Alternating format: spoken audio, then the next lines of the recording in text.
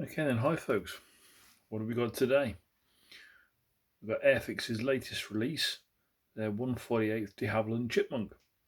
So one for the trainer aircraft fans. Tiny, tiny, tiny aircraft, tiny, tiny box.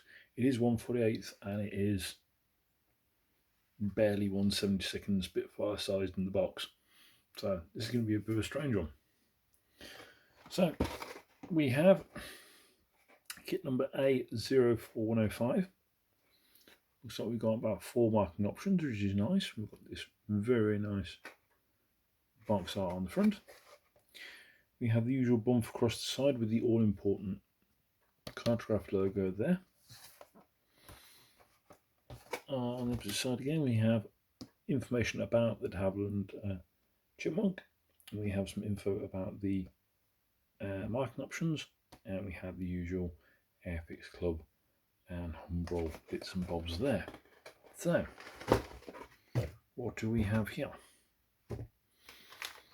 Well, we got one bag. Didn't expect any different, to be honest. We have some decals here.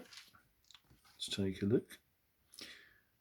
Again, these are cartographs. I'm expecting them to be fantastic, and I'm not surprised to discover they really are. Very thin, slightly glossy, loads of detail, lots going on there. All the different marking options. Looks like we've got some decals for the props for the one option. That'll certainly make doing those stripes a lot easier. Liking that. Okay. On to the good old instructions. It looks like we've got one piece, one A4 bit going on here. Put this to one side for now. Okay, we have the usual one about the aircraft itself. We have the full size. Did it have the... This is Airfix after all. Yes, it did. So I always loved seeing this. The completed air kit, 8 pieces, will be 16.5 centimeters long and about 22 wide. Do love when they do that. So we've got new style instructions. Starting unsurprisingly in the cockpit with one of the chairs. We have options again for in and out of service. Then building up the rest of that cockpit tub with the chairs and controls going in. I'm assuming there might be some clear parts there. We have some changes to the inside and decals going in. If depending on the options you're picking, so you are going to have to pick which option you're going for before you start.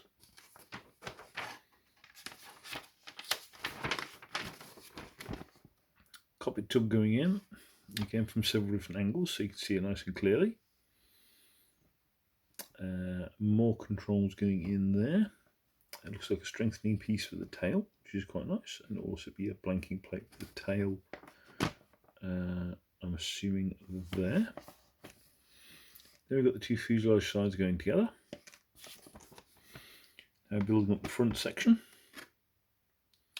So it looks like we've got the bulkhead with, guessing that's the fuel tank. Just that. Looks like we're building like a section for just above the cockpit there. We've got the instrument panel going in. Again with the optional decals or raised detail. Again, that cowling goes in over there, that cowling goes in over there. So that's the cowling we built before, up there. We've got an engine. Okay. We're building up the engine. Details going on in there, wasn't expecting any of this. So main halves going together. Parts of the exhaust system going on there.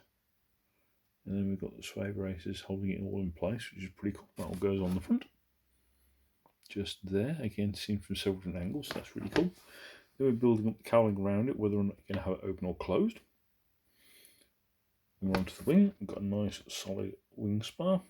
So you get DeHavilland, some clear parts going in there.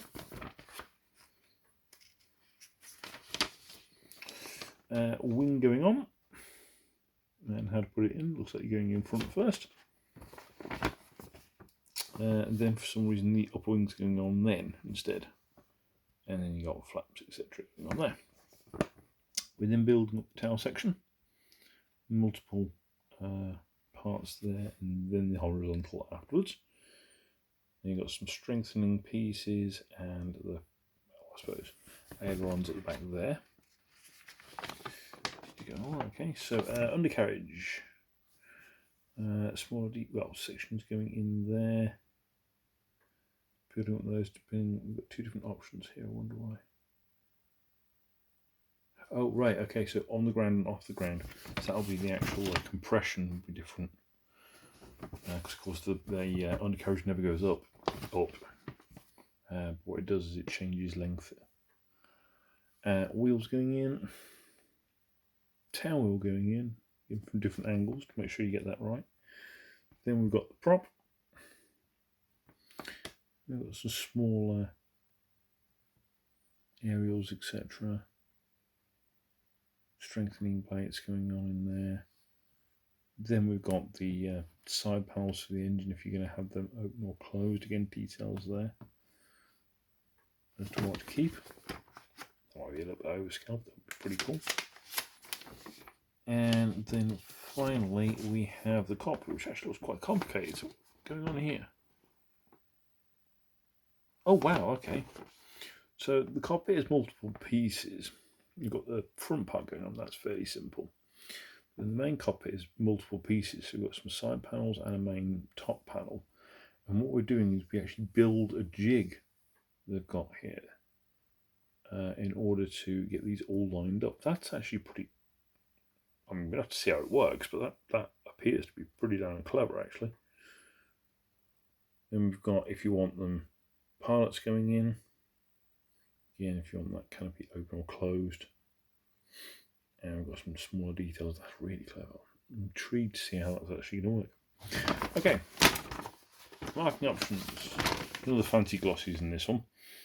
We have this one, I guess, from the old cover. So vintage fabrics in the colours number 2 training school in England 2020. We have this option here, which is the first British Chipmunk apparently, England 1949.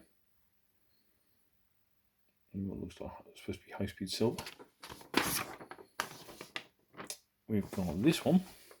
Yelverton, which is silver and red, in 2009. And then we have this super cool one here, very different, in camo, for the Army Aviation Centre, well, in 1968.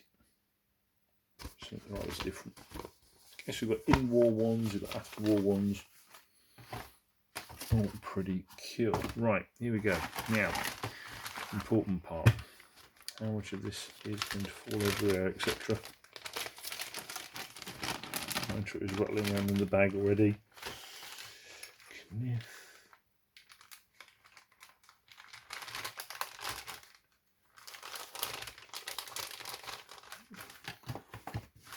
Sorry about this, folks.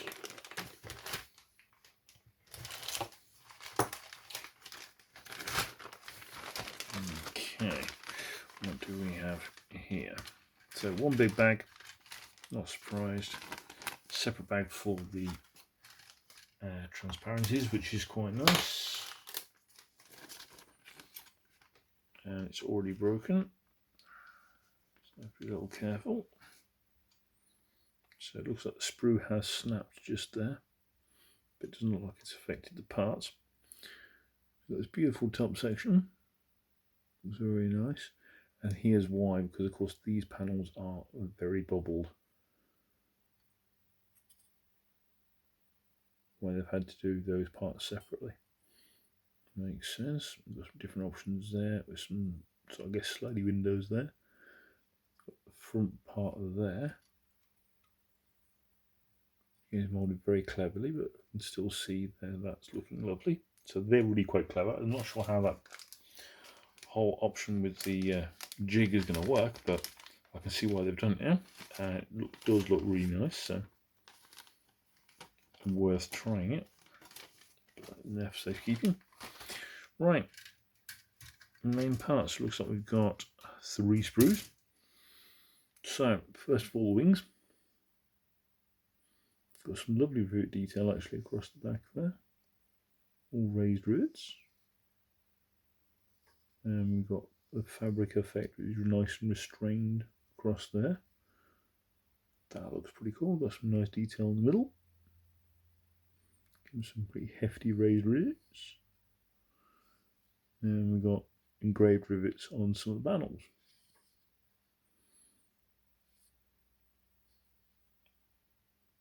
That looks quite nice.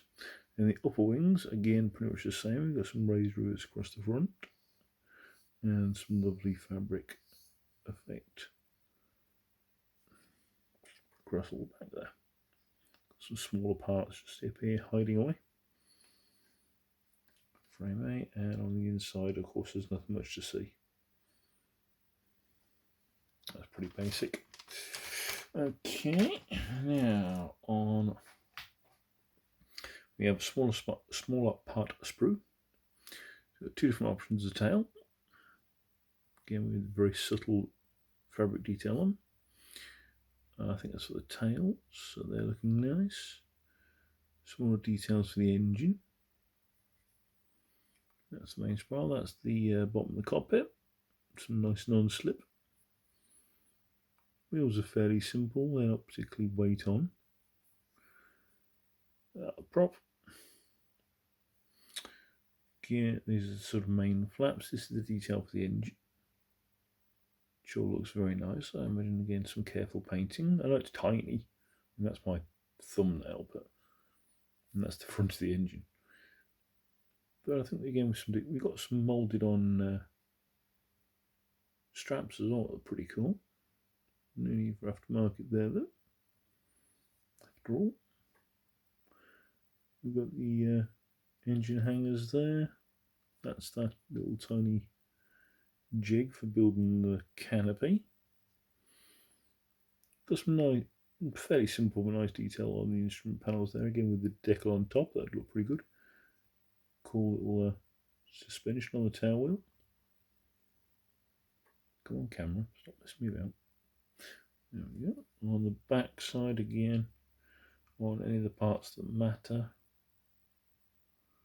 Can't see anything at all. Yeah, there's something in the back of that. You're never going to see that. There's nothing, for example, these aren't injection marks. These are supposed to be there. These are strengthening sections. They're supposed to be there. There's nothing on anything that you'll see. So we love all that. And then we have the main fuselage, etc. So I look on the outside, that's the cap that goes over the cowling itself, part of the cowling. We have these cool dudes here. If you fancy putting your figures in. Tiny, tiny little nose cap for the propeller. We've got panels for the. I'm not seeing no like flash on any of this, burring on any of this. That's tail section there. Some nice little detail in the middle. Small deal. I don't think you'll ever get these off. You have to be careful trying to get some of these tiny little bits off here. Here's the important one there, the fuselage. So try and get them both in. So they're pretty cool. We've got some very, very restrained rivets towards the top there. In front again, strengthening rivets halfway down. They look quite nice. All the way to the back of the tail. Give me that one. And on the flip side again, you don't need to really worry about anything with this. Or do you? No, because that'll be them on top. So this is inside basically. They're all supposed to be there. There's even some nice detail on the back of these parts, but you never. Are you going to see that? You might do. there is some rather annoying injection marks on the inside of these panels. So again, if you're going to do it open, you're going to have quite a lot of work to do, unfortunately, cleaning those up. But the inside of the cockpit, same. There's some injection marks at the front here, which is a bit of a shame, especially when you've got an injection there and there. You're really going to need those ones in the middle. Okay, if you say so. Don't suppose with all that copper on, you're not going to see too much anyway.